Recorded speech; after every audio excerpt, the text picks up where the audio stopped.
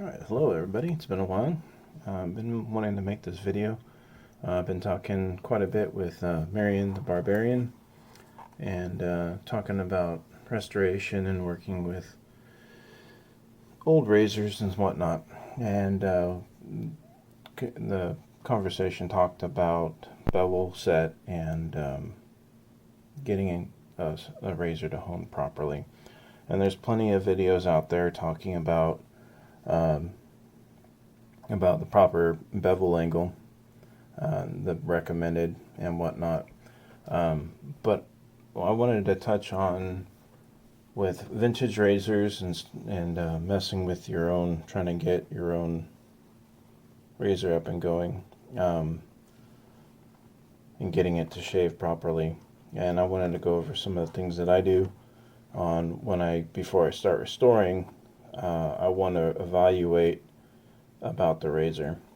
So first of all, this one I've ground up. I don't know if you can see it, but someone took a smaller wheel and ground the heck out of this thing in different areas. So I try to get what I could out of there, but also to maintain or leave as much material as possible.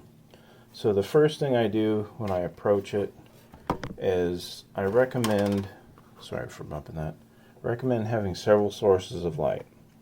So the thing for several sources of light is, let's turn on this little light, and if you sight down the bevel, if you have any glimmer of shiny metal across the edge, that means you have flat spots. And when you look at old razors, you'll notice areas where there's heavy homeware and it looks fatter in areas and thinner in other areas. It goes like can go in a pattern. Same with the spine wear. And so generally those are what you're looking at, is where it's been ground out by a wheel. They've gone past those points, and those are usually higher points in the grind, so it's not completely straight. So what I like to evaluate is taking a straight edge, let's see if I can show it here, and I put it against the razor's edge, right, as close as I can to that apex. It's really hard to see on this, but anyways, I use a light shining from behind. Let's see if we can get this to hold properly. And what it does is it exposes, this is very difficult, exposes what's touching. Yeah, it's not the right angle. So anyways, why would that matter? Why would I be looking at that part of the razor? So, did a little drawing here. So let's say, which this one was, this is about 17-degree bevel angle, right? Can we see that all right? So we have that. If you have, let's say this dotted line is the imaginary straight line going this way when you're sighting it, right? That's why when I put the straight edge up against it to check. If we have the razor ground or shaped as a curve, if you look at that, if you're having an angle like this and one side's over here and one side's over here, right, and not straight in line with each other, you're gonna have a lot more wear here. It's gonna look like a big high spot or whatever in the old bevel, and you'll have next to nothing if even hitting the apex. So that's why I use a straight edge on that. So once you have that part straight, you can then go and use a flat edge and lay it on the thing. And as you see, it's not sitting perfectly. And then as you move it down, you'll notice that it kind of changes. It's because this part is higher. And so if I would look At this side, you can see the opposite in that case. It goes the other way.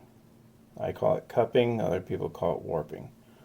I wouldn't call it warping because the way they ground in a motion like this. And so your wheel that you're grounding, let's say it's only this big, you're grounding it going like that, you're going to get the same exact thing on that side, right? And then the thing is you have, like I pointed out, you have differences with how deep each spot was ground. So the way it was ground will affect how straight this is.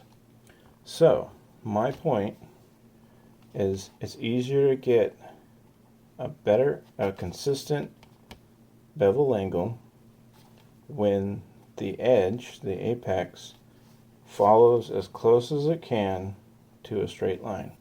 Because even if it has a smile, if you take a flat object that's laying flat and it's got a curve on it, right, and it lays down, it says perfectly flat, you tilt that up, you're going to have what looks like a lift here and a lift there.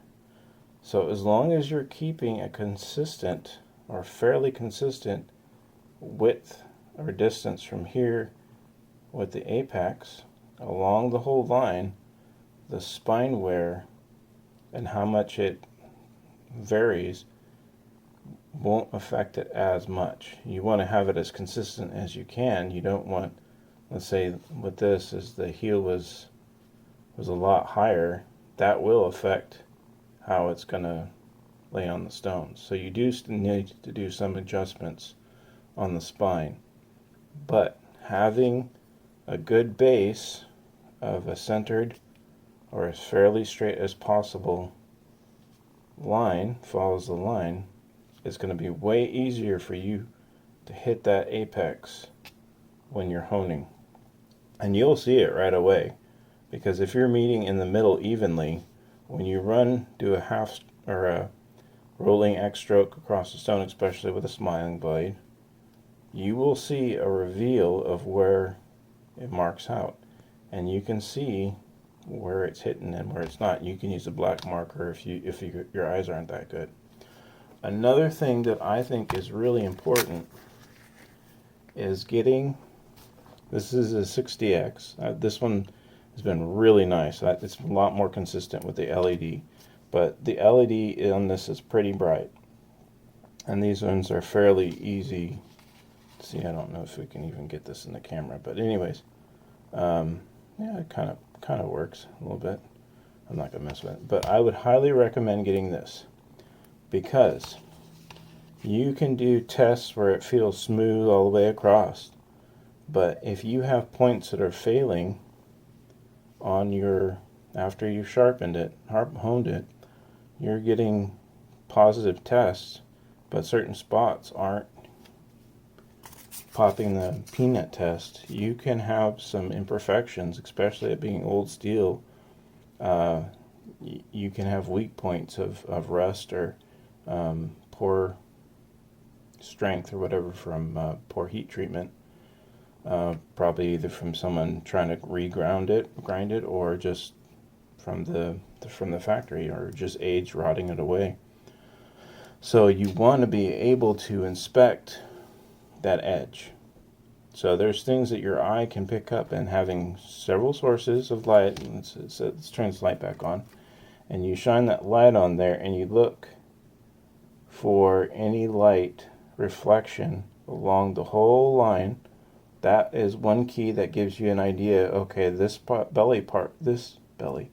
this apex part is wider than, let's say, right here, where you're seeing no light here, and then you'll be seeing quite a bit of light here. It'll look like a 1/16 of white reflection, or whatever the thing is, and you can thin that area evenly down so it stays straight, and you compare it to that it is staying straight, and you'll have even grind and sharpening, honing wear with that, and you'll get more consistent edges, and it saves you a lot of time. Instead of worrying about hone wear, you should worry about how is it consistently this way, because the spine you can get a little bit, get away with things with the spine a lot more than you can with the apex. That's actually what you're shaving with. I got an example here. This was from Griffith's shaving store, and I got oil all over it because that's what I do. But if I lay this down on the stones, let's see here if I can see. You see, I didn't make it perfectly flat. You see how it's got that bow there, and if I flipped it on this side, you still see light. But if you look, let's see if I can get the light on there. See how, will it focus? Come on. There we go. Look how consistent that bevel is. And then you look on the other side, it's just as consistent, right? And this thing shaves beautifully. So you don't have to go and I did a little bit of evening out on the spine just to make sure it didn't sit too far uneven, like I was talking about. You want it fairly level with the edge when it's sitting on the stone, but it doesn't have to be perfect. And this edge is absolutely fantastic. It turned out, and it's not the prettiest, but I don't have a whole bunch of issues honing it, even though the spine isn't perfect. But I made sure that this edge was as straight as I could get it, like that. So those are just some of the things that I found that helped me improve on my restoration, and also improve on my honing, and the things that it saves me a ton of time, frustration, and wear on the razors. And most of the razors I get have been pretty beat up, but it helped a lot learning on it. So hopefully you guys got something out of this. Hopefully I can get most of what I said in here and edit it out. And I appreciate you guys watching, and you guys take care and have a good one.